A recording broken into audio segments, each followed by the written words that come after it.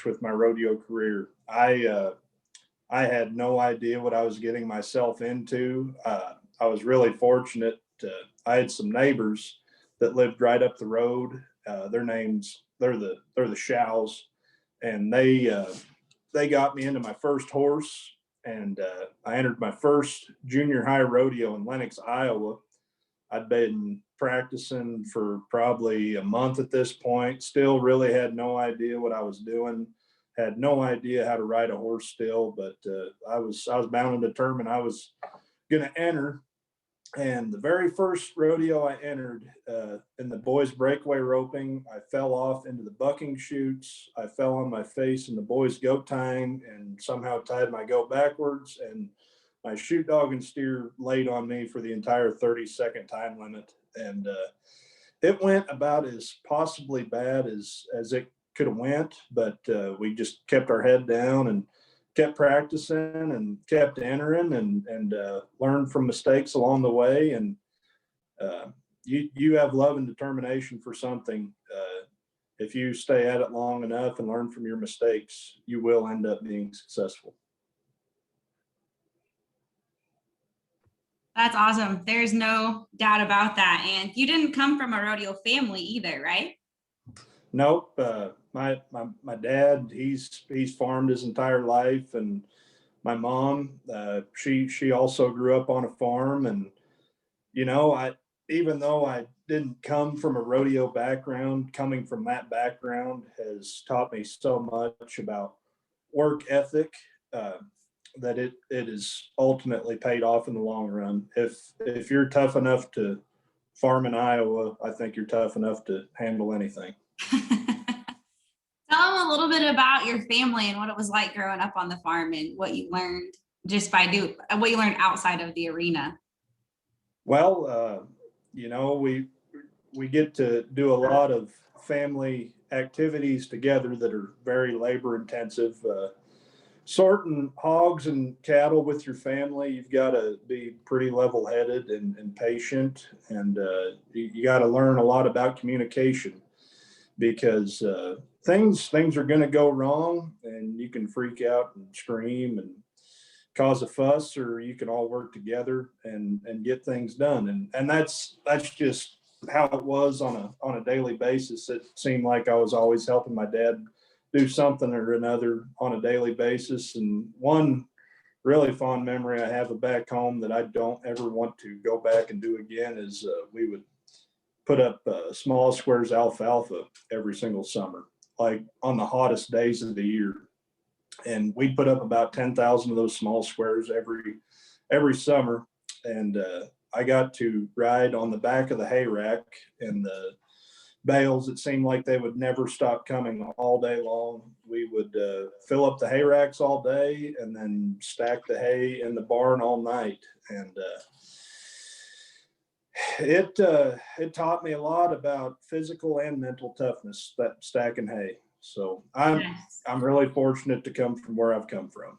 Yeah. How many of you guys have stacked hay before? Raise your hand if you know what that's all about. It's a hard but good job, isn't it? Yeah, you guys have all done it. I have too. And I kind of look forward to it now because I spend a lot of time in front of a computer at this point in my life. So it's kind of nice to have that physical work from time to time, but 10,000 bales is a little out of my comfort zone or threshold. Yeah. Yeah. Okay. So I know that we have some kids here and people who have some questions for you. So, we're going to get started with those. The Harris family, and I don't know if they're here yet or not, but they wanted to know what your routine is like when you're getting ready to what's your routine for steer wrestling and becoming a world champion? Well, as far as day to day before the NFR, my routine, I would get in the gym every day, and then I'd honestly go about my day. I'd work during the day, and I actually live in Alva, Oklahoma now, and I try to spend most of my time horseback working, go day work for people. But come 3 o'clock every day, I was done working. It was time to go to the practice pen, go get horses saddled, be to the practice pen 30 minutes early every day, and go to the practice pen with a goal in mind of what I was going to accomplish that day. Uh, I actually have a notebook, and after every single practice, I made a log of what happened that day in practice, what what good things became of that practice, what things needed fine tuned, and I really think just writing things down and keeping them fresh in your mind and going into your next practice and knowing exactly what you want to accomplish, I think that made a huge difference for me because I knew when I showed up to Arlington, Texas, I was as prepared as I could be to win. Mm-hmm. And as far as showing up to a rodeo, it's no different. You want to show up a couple hours early. You want to go see what you have drawn. You want to get the information on what they've done on that animal, and you want to be as ready as you can be. And when I say that, visualization was also a huge key in me having success. When I would go see what animal I had drawn, I would picture myself running that steer in my head about 100 times before the run actually happened. And if you are physically and mentally prepared like that, it's pretty hard to keep you from winning. Mm-hmm. I've always found when I did the visualizations beforehand, there would be places that, like, if I wasn't really prepared, then I would come to a block and I would have to work my way through that. And if I could work my way through it before I got to my run in competition, then I could get through it when I actually competed. But if I didn't make myself get through that block visually in my head before I even entered the arena, then I stumbled in that same exact place that I couldn't get through mentally before. So I agree that visualization is super important.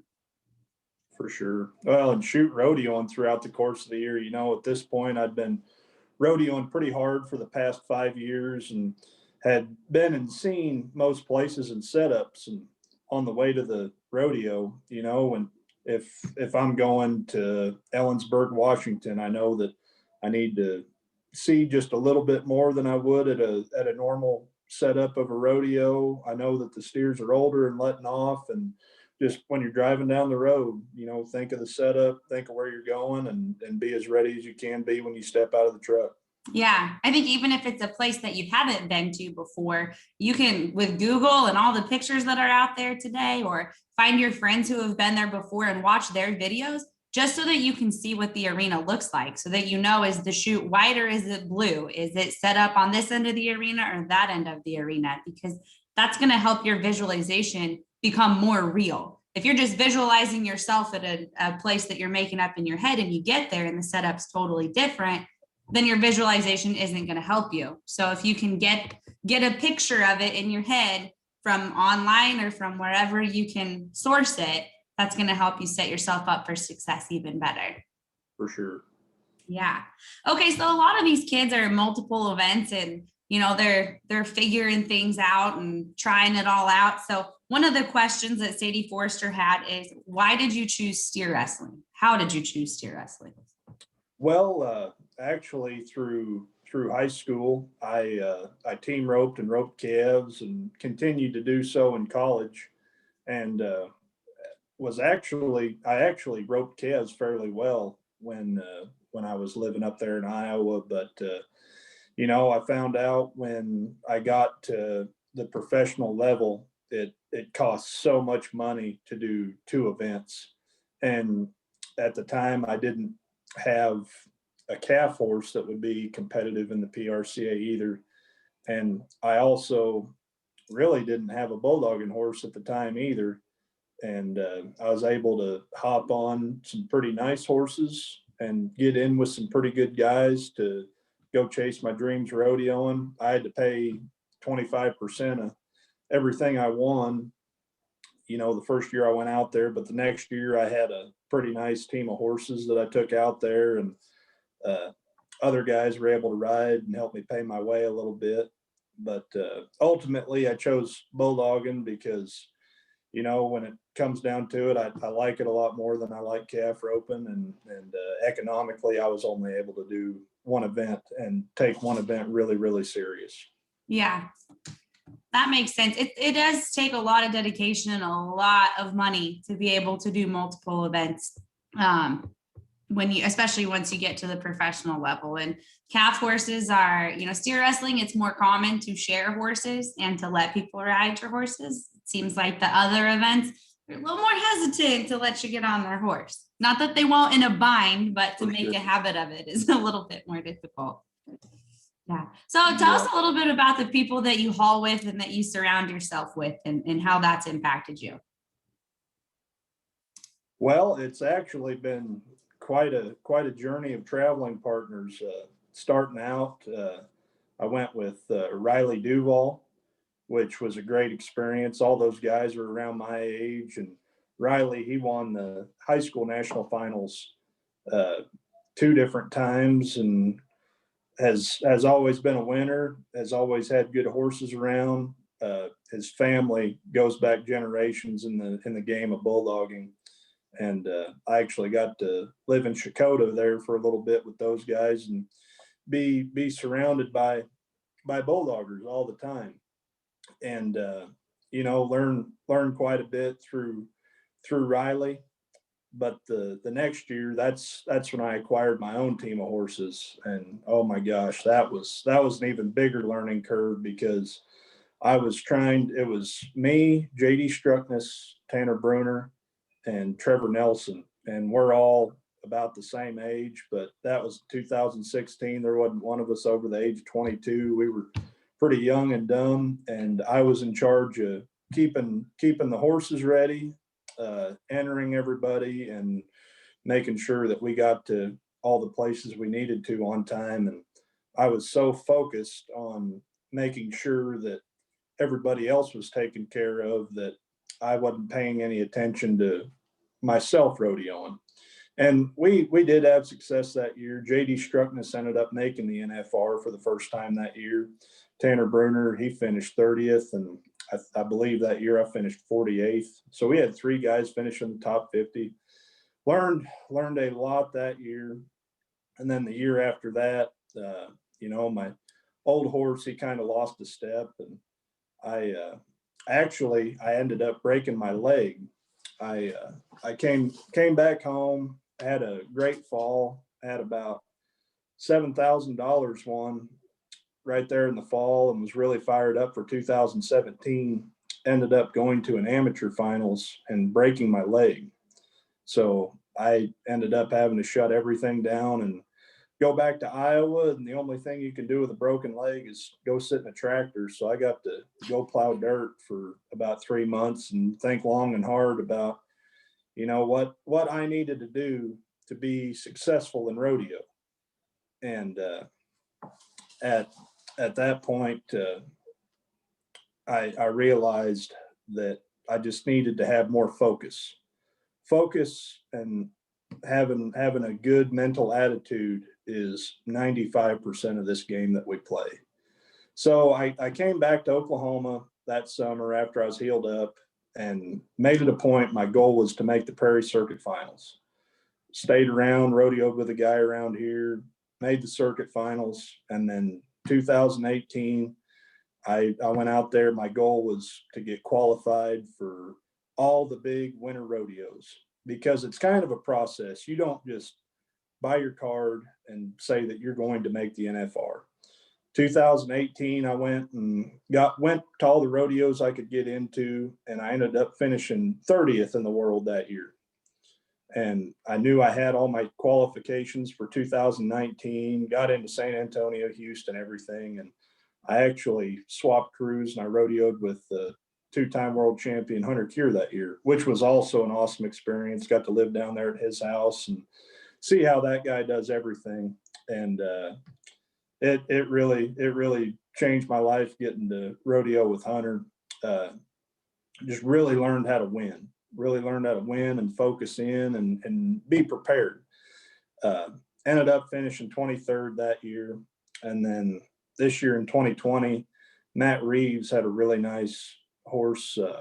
Her name was Rattle. And last winter, we just absolutely dominated on her.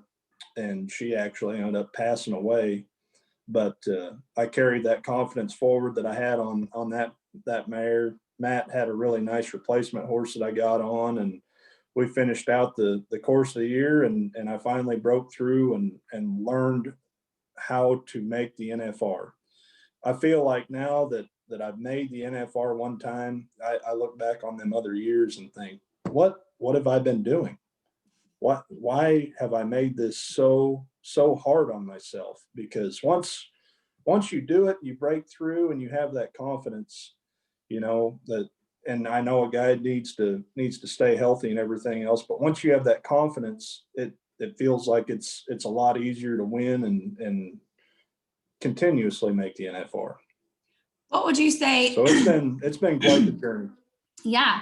What would you say it took to get you through that breakthrough point? What if you were to give these kids advice to get to that point earlier based on what you've done, what would you recommend? Well, if anybody that has experience with rodeo has something to tell you, you listen. Try to apply it, and it may work for you, it may not. But I honestly, everything that I went through the past 5 years, I would not do anything different. Uh, it was just all trial and error. You got to stay bared down, humped up, and just persevere through it all. Because if you learn from all your bad experiences, you're going to have a lot of good experiences at the end of that tunnel. Mm-hmm. You like to use the phrase bear down, and steer wrestlers in general do, but we kind of talked about this on the podcast. Can you talk about what bear down means? Oh, that just means, no matter the situation, you just get it done. If you didn't draw an animal that you don't like, you just bear down, you get through it, you make the best of it. And more times than not, I've been in that situation and made good of it. If you have the mentality that you can do anything, that's what bearing down is. You just got to stay bared down, and that applies to everything in life. Yes, If sir. if you start slipping, at work or at school and kind of weaken, it seems like things will catch up on you. But if you stay bared down all the time, you will end up on top. Always keep moving forward. Yep. Always forward, never backwards.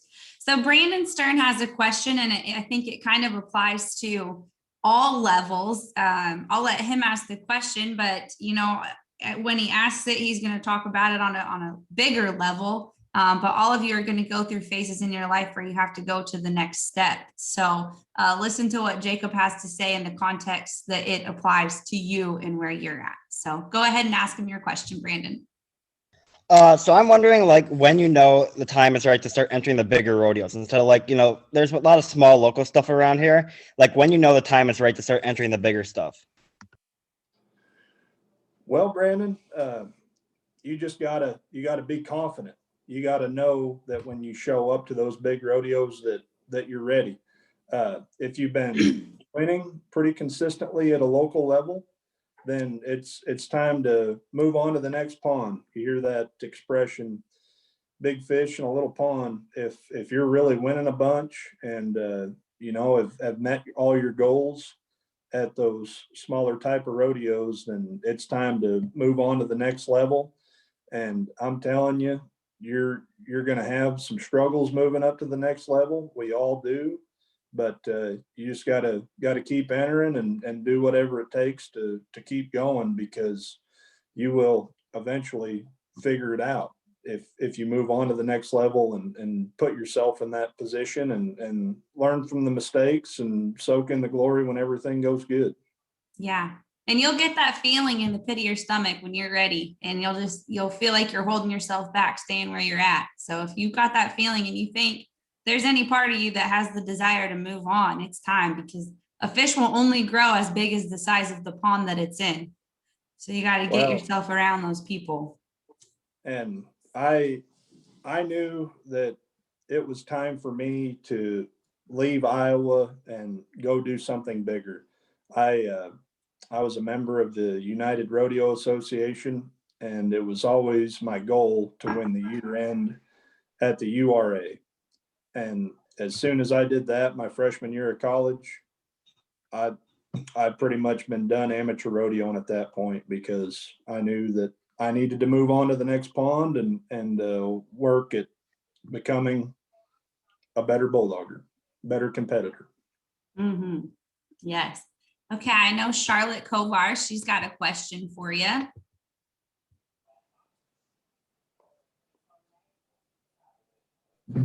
I wondered what's it like when you jump off the horse and land right on the bull? It is an awesome feeling. It is the best feeling in the world.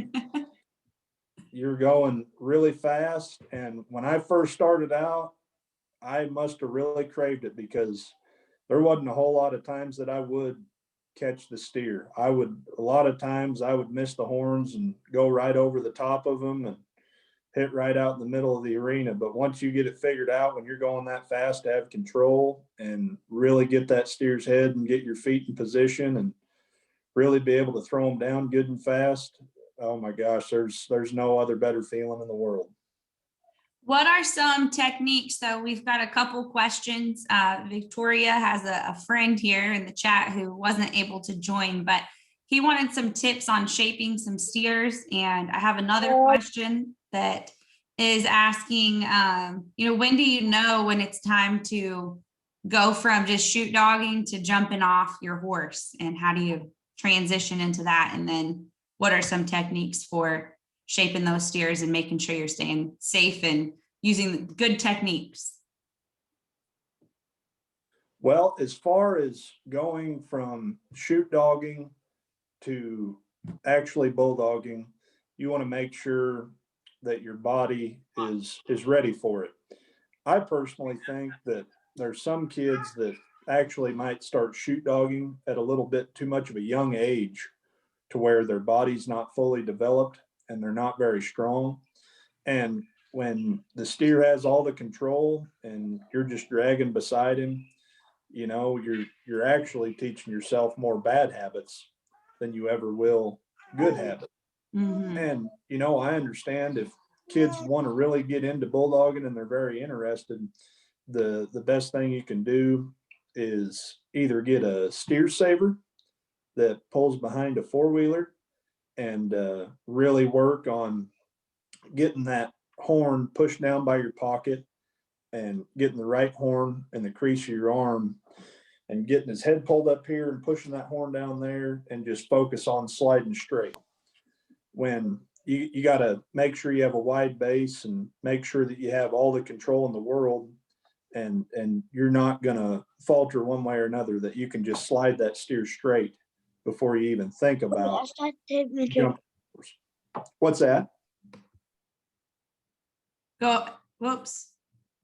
I think I just muted you. Sorry, Jacob, I just muted you.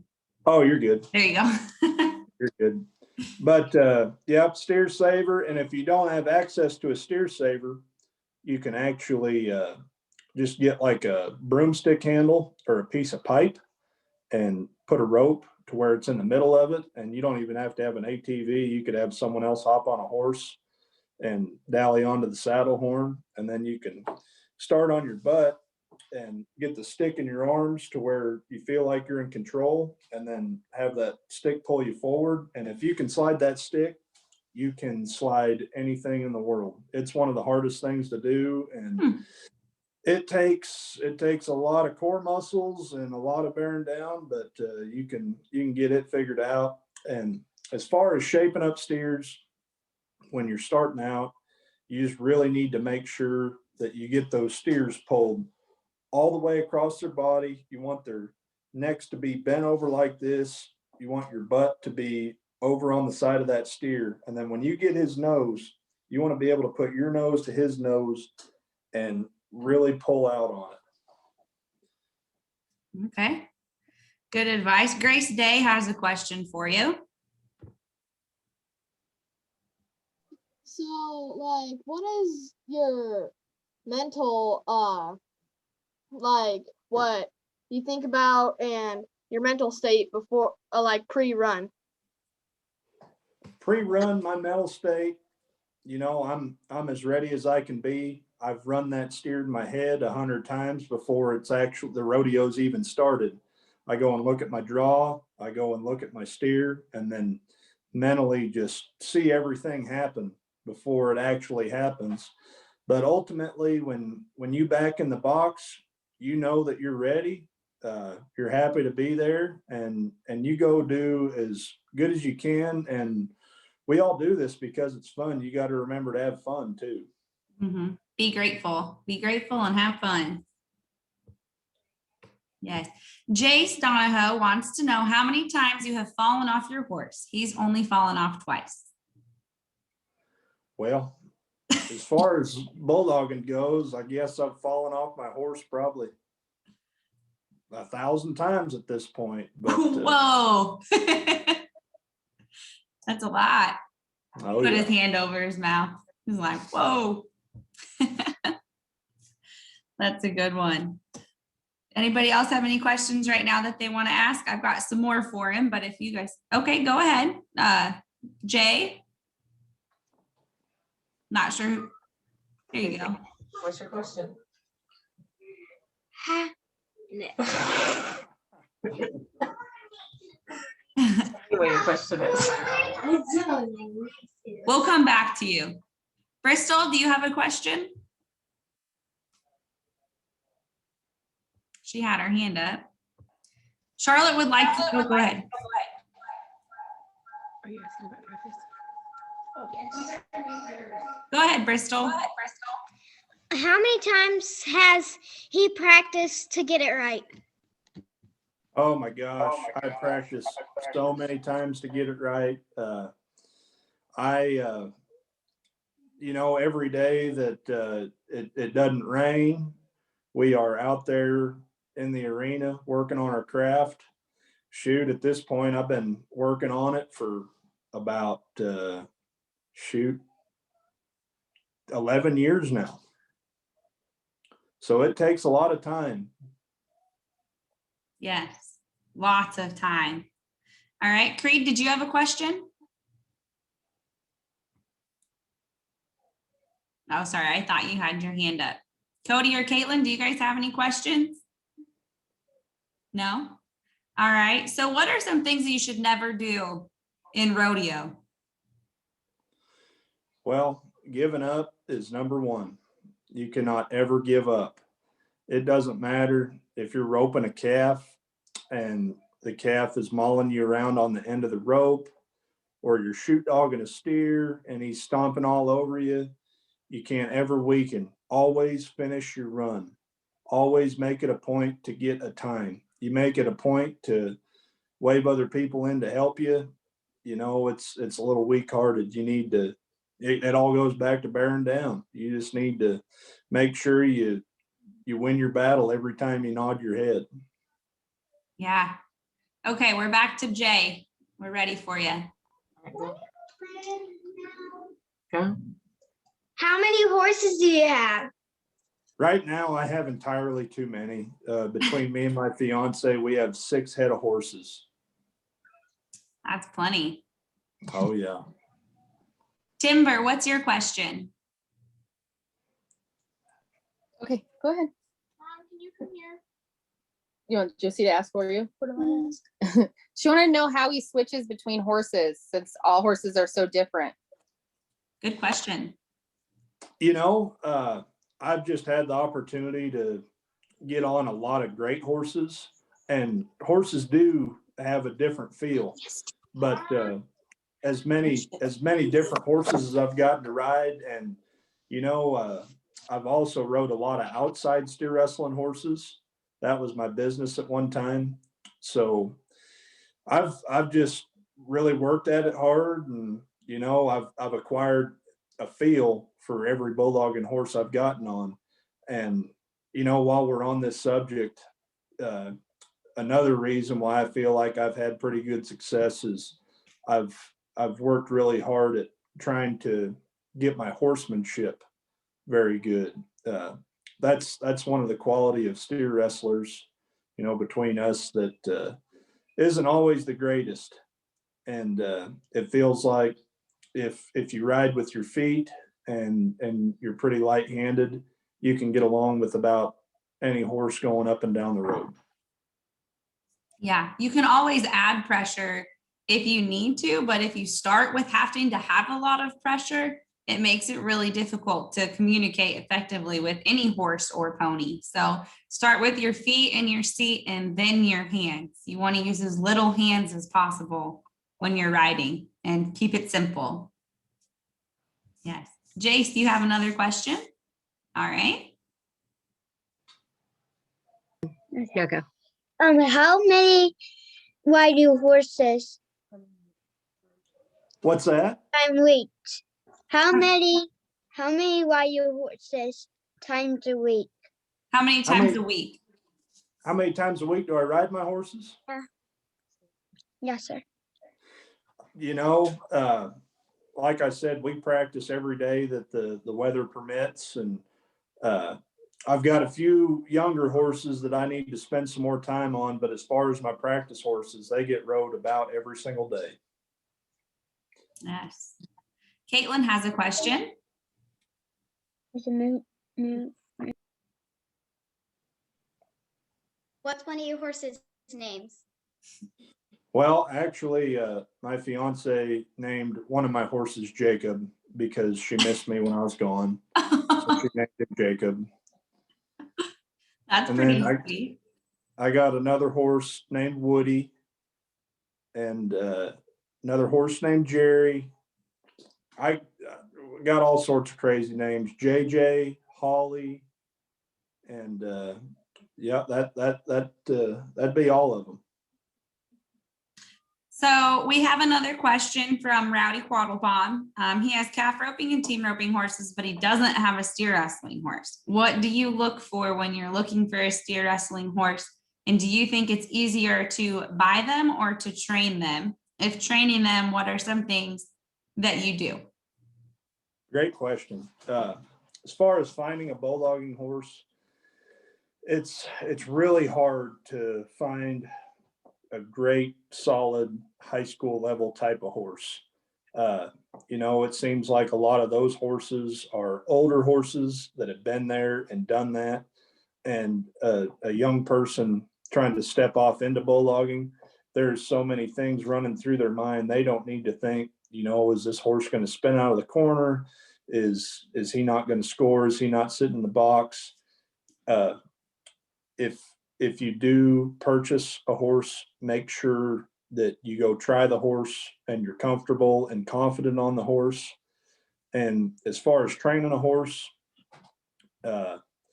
just make sure you're around the right people that can help you out to make a horse, because you just take a runaway head horse and try to run by some, you don't know what's going to happen. It seems like a lot of the times when you first get off a horse that's never jumped steers, they might just cut you completely off or might not even see the steer, or worst case scenario, might actually even kick at you. So my point is, if you're wanting to make a horse, make sure you get around the right people that have trained bulldogging horses and have some knowledge and have them assist you. Mm-hmm. I think it is important if you're just getting started, like as he said, get you a horse that knows what it's doing so that you can learn what it feels like, what you're supposed to be doing. And then once you get to training, make sure you have that help. Make sure that you are in a situation that you are going to gain and not go backwards, because training horses is not for the weak-hearted. It takes time and it takes a lot of patience, and it does not happen overnight. So, okay, The very Lily. first steer wrestling horse I had, go ahead. The very first steer wrestling horse I had, I actually ended up training him, but like I said, I had the help of the Shows. They'd made 20 plus bulldogging horses at that time, knew exactly what they were doing. And I took my fair share of wrecks, but I learned a lot about what you need to do to make a steer wrestling horse going through that process. Yeah. Lillian, you have a question? I wanted to know how you keep like positive and stamina throughout really long rodeos. Shoot, it's just not through long rodeos. It's through every day. You need to wake up and have a good positive attitude about everything that you're doing. And it seems like if you make positivity a habit, then naturally that's just going to be your state of mind. And you know, I'm guilty of it. When I was younger rodeoing, I would sometimes say, "Poor me, why me? Why is this happening?" But you can't have that mentality. You just got to be positive. It was no different than in the practice pen today. We actually had terrible bad weather down here in Oklahoma for the past 2 weeks and hadn't been able to practice. And my horses had their heads buried in a alfalfa bale, and they are just fatter than ticks right now. And I did not have a good practice today because my horses weren't in shape and they were a little fresh. But you know, I still salvaged the practice. I made some good things happen. My horse ended up getting better in the box as the day went on, and ended up quitting him there. And tomorrow I'm gonna make it a point to make sure he stays good in the box and gonna have a better practice and just stay positive about the whole situation. You got to find a silver lining in every cloud. Yes. Okay, we're gonna go to Emily and then Charlotte. Have you ever barrel raced or pool bended? I have never competitively ran a barrel pattern or a pole pattern in my life, actually. But my girlfriend, or my fiance, sorry, she actually took my horse named Jacob around the barrels one day. And turns out that he's a pretty good barrel horse too. So she made me run barrels on him one time, and it was kind of scary. And that was the only time I ever ran barrels. Charlotte, go ahead and ask your question. What's your favorite arena to compete in? Well, to this day, probably Arlington, Texas would be my favorite arena to compete in. But I also really like going to Cheyenne, Wyoming, because in Cheyenne, they give the steers a 30-foot head start, and the steers have never been bulldog before, and they normally run bigger steers over there. And it's a pretty cool cowboy affair. I really like that rodeo. Lots of tradition there. Yes. Okay, Cruz Williams has a question for you. Cruz, do you want to unmute yourself and ask your question?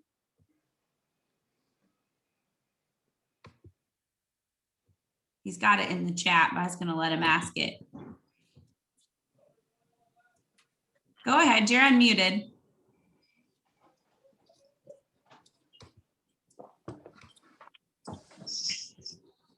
Go ahead, Cruz. We can hear you. Okay, his question is, where do you live in Oklahoma? He lives in Oklahoma, and there is a storm that was horrible. I live in Alva, Oklahoma, which is northwestern, right before the Panhandle starts. Where do you live in Oklahoma? I believe he lives in Piedmont, Oklahoma. Okay. Yeah. Is there a preferred bit amongst Bulldoggers? You know, normally something relatively light. It seems like an O-ring snaffle is pretty popular, or a pretty heavy twisted broken bit. You also see a lot of those. You don't see a whole lot of ports and heavy bits like you would in roping events. Why is that? Because, you know, those horses, their job is to run as hard as they possibly can.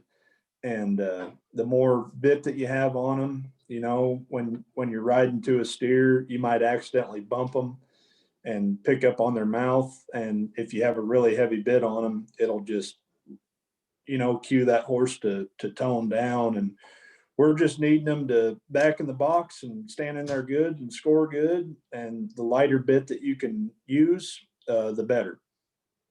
Okay. That makes sense. One of our Pony Pros, Piper, would like to know some motivation tips for when you're feeling glum and gloomy and don't want to go out. How do you get yourself motivated? Well,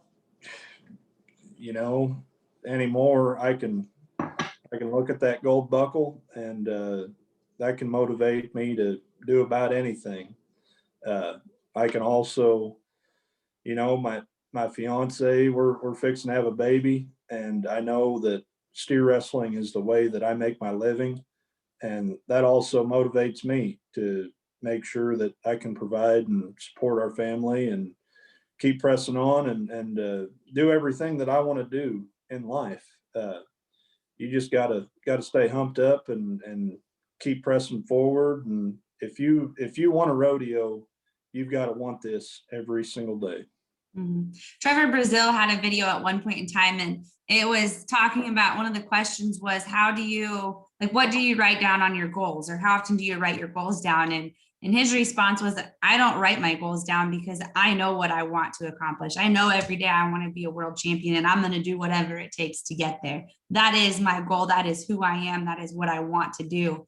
And so he didn't need that extra motivation. Not saying that you shouldn't write down your goals. That was just his point. I like to write down my goals because it just gets me amped up when I do it. And then on those days that I'm like, man, it's cold out, or it's nasty out, or whatever it may be, when you go back to that and you remember why you started and where you want to go, it's a lot easier to get motivated and go out. So yeah.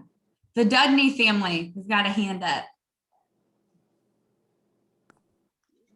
Do you ever get nervous? And if so, how do you cope with that before you go in the arena?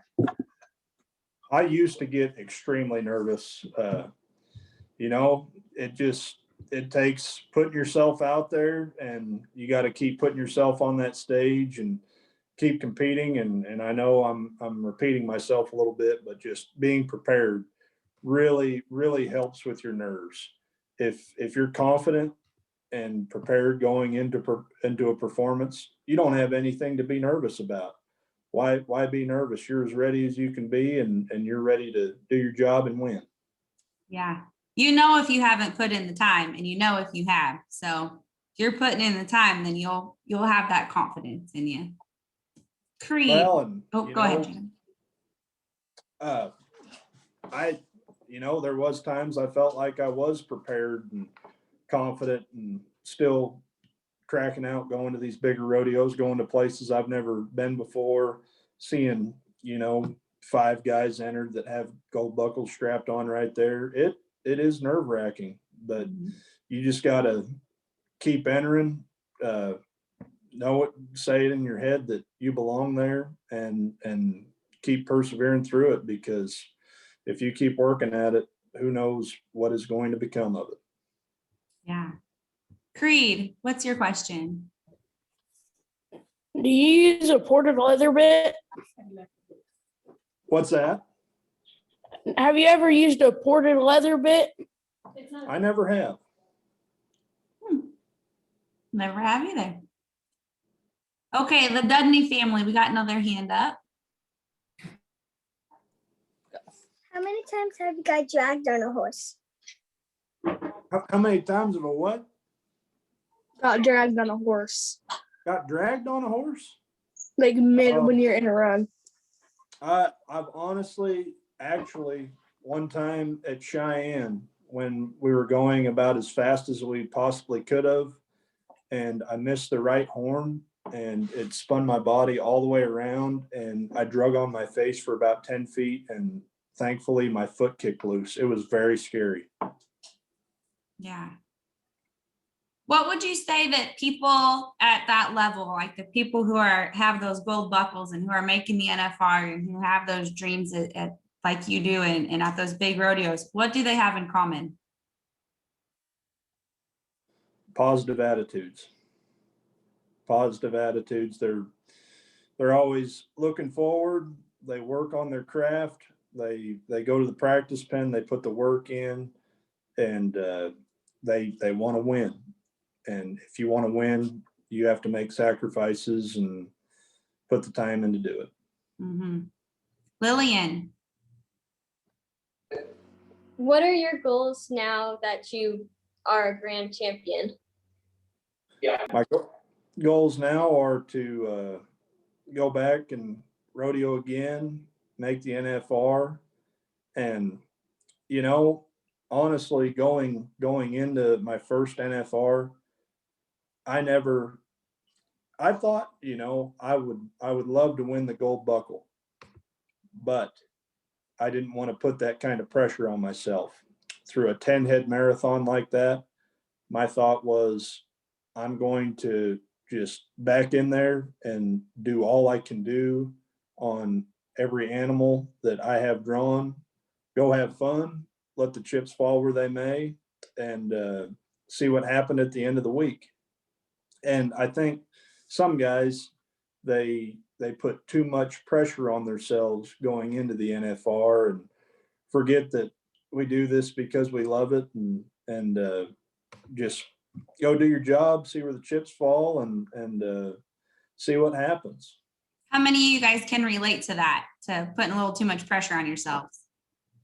Yeah, we've all been there before, haven't we? Yeah. So what is something, can somebody tell me what you're gonna do to not put so much pressure on yourself based on what Jacob just said? Somebody unmute themselves and tell us about it. Mainly what I do to like not put pressure on myself is that I don't like mainly focus on the event. Like I just calm down, take a bunch of deep breaths and say, hey, I'm gonna get through this. I can get through the barrel pattern. I can do it.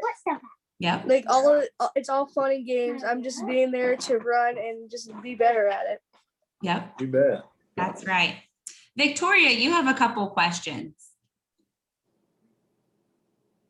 So my question is because I never talked to like a world champion in person other than like rodeo queens. Do you wear your gold buckle every day? No, not every day. Like I said, I work a lot of days and deal with cattle and like today I was plumbing. It probably wouldn't have been good to be plumbing in a gold buckle. I just try to save it for special occasions. Do you have it close by?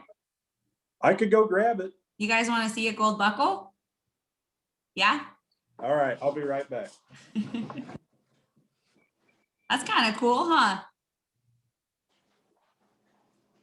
I have one. You have a gold buckle? Really? Dang. I thought you had to be 18 to get one of those. And for my pressure, I do roping. Yep. Getting better and better, aren't you? Good deal. I All also right. have a gold buckle. Very cool. I don't think it's quite like this one. Yeah. You guys see that? Who wants to have one of those someday? We got lots of hands, don't we? That's awesome. Very cool. Victoria, you have one more question. Who's in your support system? Like, do you keep it like your rodeo family, or do you extend it a lot more? When I was at my first NFR, one of the best pieces of advice that I had going in there, a guy told me, he said that this guy had made the finals bunch. He said, you need to find someone to confide in. You don't need to go run into the other contestants because we're all competing against each other. And that the family that got me started, the Shows, there's a guy named Tyler Show. He's about 10 years older than me. And he was really the one that got me started rodeoing. And he actually flew down for all 10 days. And shoot, before the rodeo, we would go out and eat and hang out and have fun all day long. And then at night, we would talk about what happened that day. Honestly, he would just listen. He wouldn't give me a whole lot of, he wouldn't criticize a whole lot. He would just listen to what I thought. And having someone that will listen to you, oh my gosh, it makes a huge difference. And my fiance Mariah, she was always there 110% every single night cheering me on, saying nothing but positive things. And there will be people that, will come and try to tell you what you need to do different, but you just need to pick the people that you trust and that you confide in, and know that those people that want you to do good. Because you get to that level, you'll hear a bunch of people in your ear. And a lot of those people have the best of intentions. They're not there they're still trying to help you, but it's not what's working for you at that time. Yeah. Yeah. Okay. When you're getting ready to run, so you said that, when you're at the NFR, you'd go out to eat, you'd have some fun during the day. Were you focused on that run all day, or how do you focus? When do you focus? Oh, shoot. It's something you got to turn on and off, because it will drive you absolutely insane if that's what you're doing all day, every day. When I was down there, it seemed like in the afternoons, I'd take 10 minutes out of my day and think about what was going to happen that evening, but I would shut it off. Now, the only time I could not get it to shut off was the night before the 10th round. I will never forget. I tried going to bed at about 11 o'clock, and I don't think I got to go to sleep till about 3 o'clock in the morning, but I woke up that next day just still focused and fired up and energized, ready to go. It's just something inside you. And like I said, I did have that sleepless night the night before the most important steer that I ran, but it's really something that you got to focus on. And if you work on your mind enough, it is something that you can turn on and off. Mm-hmm. Lots of mental.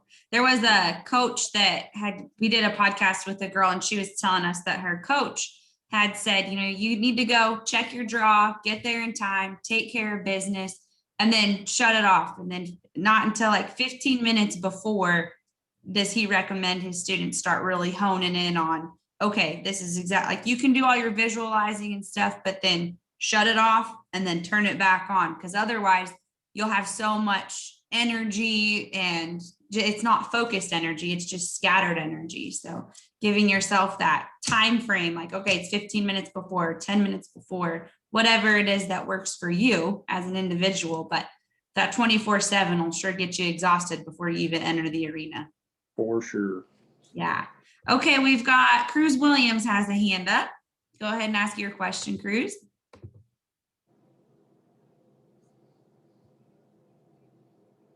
Amy, we'll see if he comes back on. Cruz, do you want to go ahead and ask your question? So how do you How do you handle a bad run? Good question. So we've been struggling with, after a bad run, getting our head back in the game. When I have a bad run, I learn from it. I know that I made a mistake, and I'm going, you have 15 minutes after your run to complain a little bit and get it out of your system, but you need to figure out what happened during that run to cause things go bad, get back to work, correct it, and then the next time that you step foot in that arena, that bad run never crosses your mind again. It is a brand new slate. You got a brand new opportunity, and it's time to go take advantage the next time that you do get that opportunity. Very good advice. Go ahead, Creed. What's your question?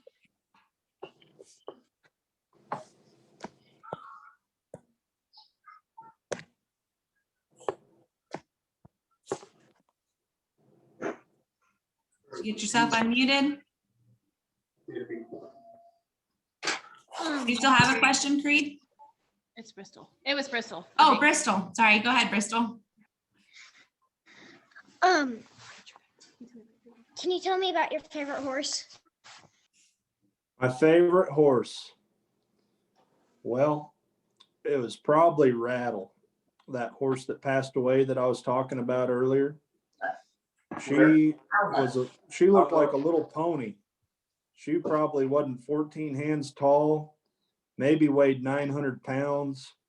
And she was really quirky, acted really strange, but oh my gosh, did she love her job. She would back in there every time. And I've seen her pack guys through there that are bigger than me, and biggest heart I've ever seen on a steer wrestling horse ever. And so much money was won on her, and she'll always have a special place in my heart. But you know, I'm really happy with the horse I'm currently getting to ride now. I'm getting to ride a horse that actually went to the NFR this past year, Bridger Anderson. He goes to school at Northwestern Oklahoma State University here in Alva, and we practice together every day. And I've gotten an opportunity to start riding that horse this past week at San Antonio and Jackson, Mississippi, and we've had some success, and really looking forward to riding that horse all year long.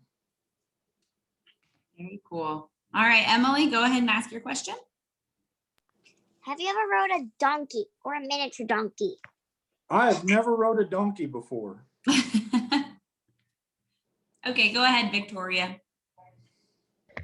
Do you prefer like your papered horses that are like with the really good breedings and like should be really good, or do you prefer the ones that are like a hodgepodge of horses? You know, I used to not be a believer in your papers need to say this or that, because, you know, I've rode a lot of outside horses that haven't even ever thought about having papers. And, you know, it seems like you get, you know, it's really hard to just know if that animal's going to work. And if you go buy a papered up horse, it's really hard to know if it's going to work too. But it seems like here recently I've had more luck finding horses that have good proven genetics to them, and you know exactly what that horse is bred to do too. And you can never guess completely off of papers, but it seems like if you go for more of the barrel bred, you know, maybe racetrack bred type of horses, you have more success making a steer wrestling horse because they have the desire to run by the steer. And I've had a few cow-bred horses that I've tried to make into steer wrestling horses, and they ended up being really nice horses, but they were kind of high school level type of horses that just didn't want to power on by the steer. So I think it is a little important to research papers, because ultimately the horses are bred to do a job. Mm-hmm. Especially depending on what level you want to get to. You know, if you're okay with your amateur rodeos and stuff, then you don't necessarily need to have that high powered horse that's specifically for your event. But if you're looking to make the NFR and become a world champion, you need every single advantage that you can get, because you can betcha that there's always going to be somebody out there with more money and faster horses. And so you got to be setting yourself up with the best tools that you possibly can. Yeah. Okay, we got time for one or two questions more, and then we'll let Jacob get back to his evening with his fiance. Jace has a question. Go ahead, Jace.